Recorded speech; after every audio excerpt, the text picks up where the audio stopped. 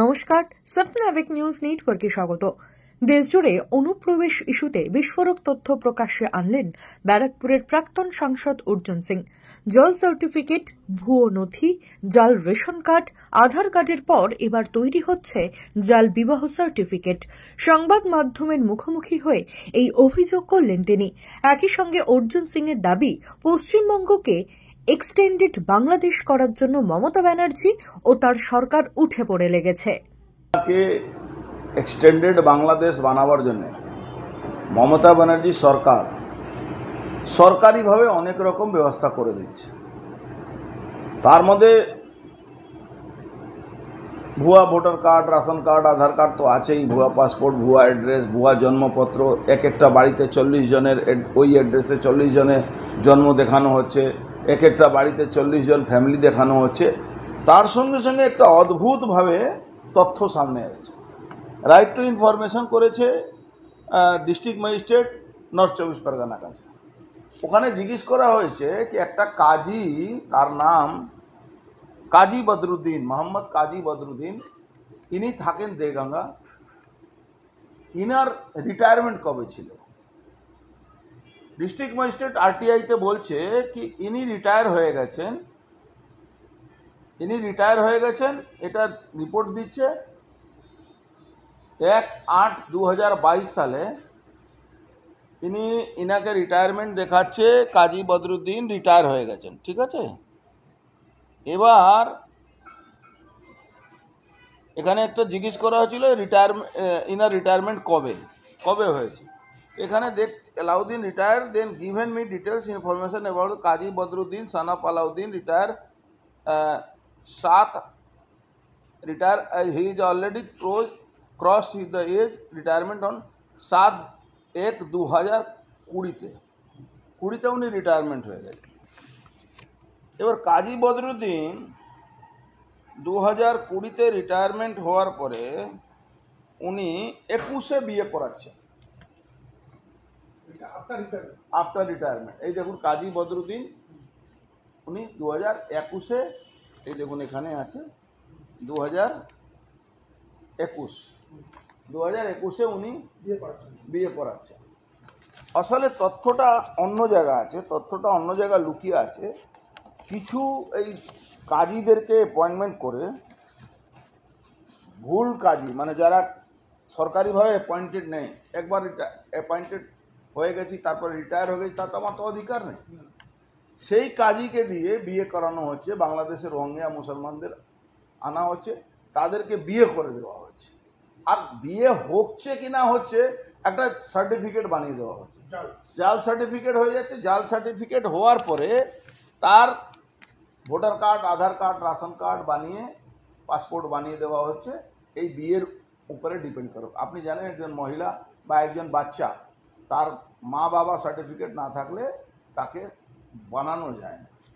এই একটা চক্রান্ত এই নর্থ 24 পরগনা, সাউথ 24 পরগনা, বিশেষ করে নদিয়া, মুর্শিদাবাদ, মালদা, এই সব জায়গাতে এইগুলো চলছে।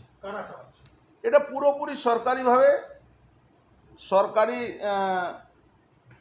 সরকারি সাপোর্ট নিয়ে তৃণমূল কংগ্রেস এই চালাচ্ছে। দেখুন, বিয়ে করিয়ে দিচ্ছেন, তাদের করে দিচ্ছেন, তারা সব পেপার বানিয়ে বাংলাদেশের এক্সটেন্ডেড বাংলাদেশের যে পরিকল্পনা, গাজওয়ায়ে হিন্দের যে পরিকল্পনা, তাতে ইনারা কাজ করছে।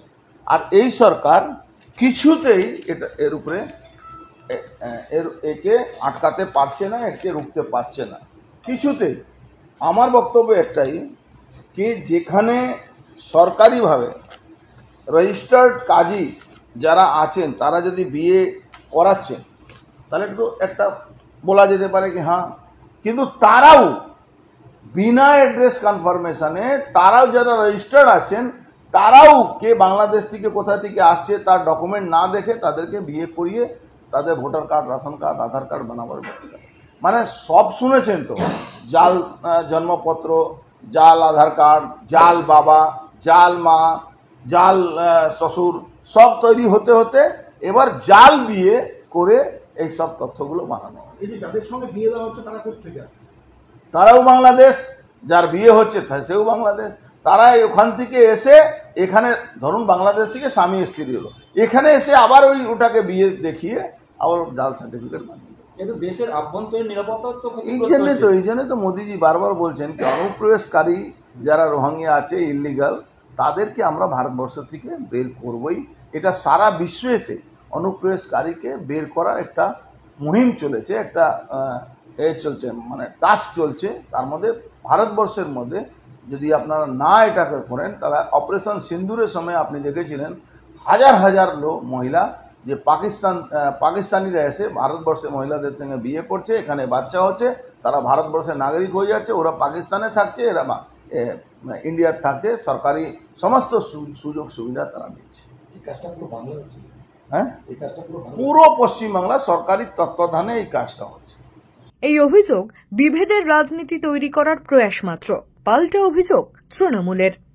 তো উনিও তো একজন জনপ্রতিনিধি ছিল, তো ওনার তো দায়িত্ব অস্বীকার করতে পারে না।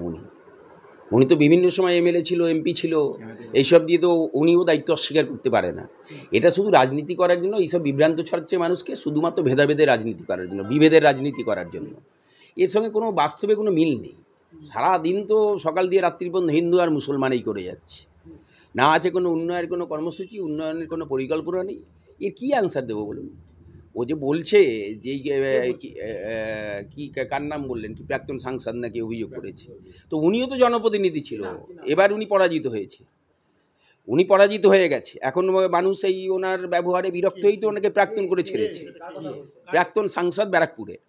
তো আমি আপনাকে বলছি উনিও বিভিন্ন সময় জনপ্রতিনিধি ছিল। তো যদি এই যে রেসিডেন্সিয়াল বলুন, যার মাধ্যমে আধার কার্ড যাই হোক, তার দায়িত্ব উনিও অস্বীকার করতে পারে না। কিন্তু আমার মনে হয় উনি যেভাবে এক শ্রেণীর উপর, একটা কমিউনিটির লোকের উপর এই অভিযোগটা আনছে, আমার এই অভিযোগের বাস্তবতা নিয়ে যথেষ্ট সন্দেহ আছে। কিন্তু আরেকটি অভিযোগ করা হচ্ছে যে পুরোপুরি রাজ্য সরকারের তত্ত্বাবধানে। দেখুন দুটো জিনিস আছে।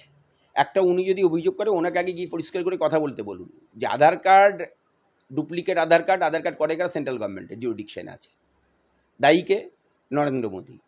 এবার আধার কার্ড করার জন্য যে সার্টিফিকেট দেয় জনপ্রতিনিধিরা দেয়, তাহলে জনপ্রতিনিধি উনিও ছিলেন। জনপ্রতিনিধি এখনকার আমি বলছি তো আজকের হচ্ছে না, যদি হয় এটা হয়েছে, তাহলে উনিও কোনো না কোনো সময় জনপ্রতিনিধি ছিল। বিভিন্ন সময় ওনার বিরুদ্ধে এই অভিযোগ উঠেছে।